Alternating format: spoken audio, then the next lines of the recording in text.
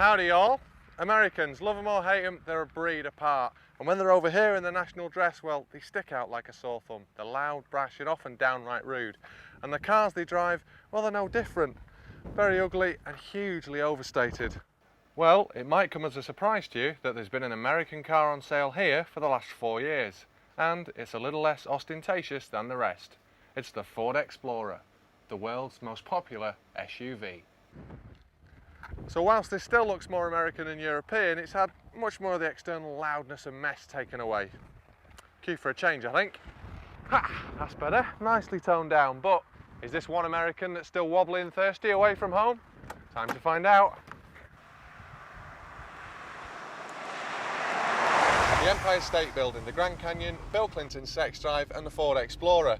What's the connection? Well, they're all massive. This thing is so big you almost want to fit atmospheric lighting, put a laminate floor in and maybe a patio in the back for when it's hot. And it's actually bigger than the big Shogun and the Grand Cherokee, so there's no danger of not getting noticed out on the road. Now, simple physics tells us that a car this big is going to need a big engine to push it along. Well, this Explorer comes equipped with a massive 4-litre V6. Now that gives out over 200 horsepower and a 0 to 60 time in under 11 seconds, which is pretty impressive for something this big, but for one thing. And that is you can expect to use the UK's fuel quota on its own in this car, and once you start abusing the power, well, the fuel gauge hits zero faster than you can say, how much?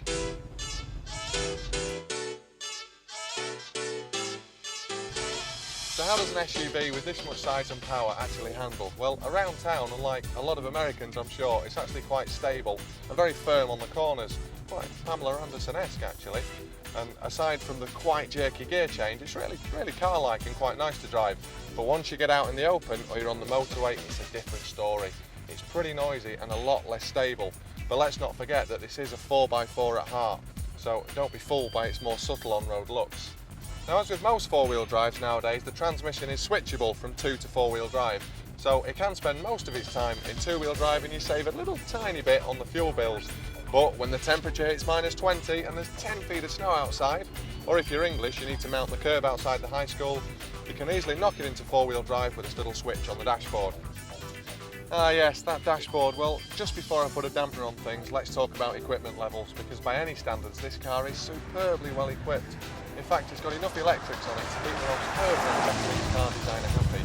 We've got these great big heated leather electric seats. We've got electric mirrors, which of course are big. We've got air conditioning. We've got a fantastic stereo system with a CD changer in the boot. There's ABS, central locking, automatic transmission. I mean, what more could you want? Well, I'll tell you what more I could want. These switches on the dashboard, let's have them in some sort of sensible order and then not surround them in horrible brown, yes, brown plastic. I mean, what were Ford thinking of? Oh, and one other thing, the gear stick and handbrake lever. I mean, I know there are some big Americans out there, but these seem best designed for a WWF wrestler.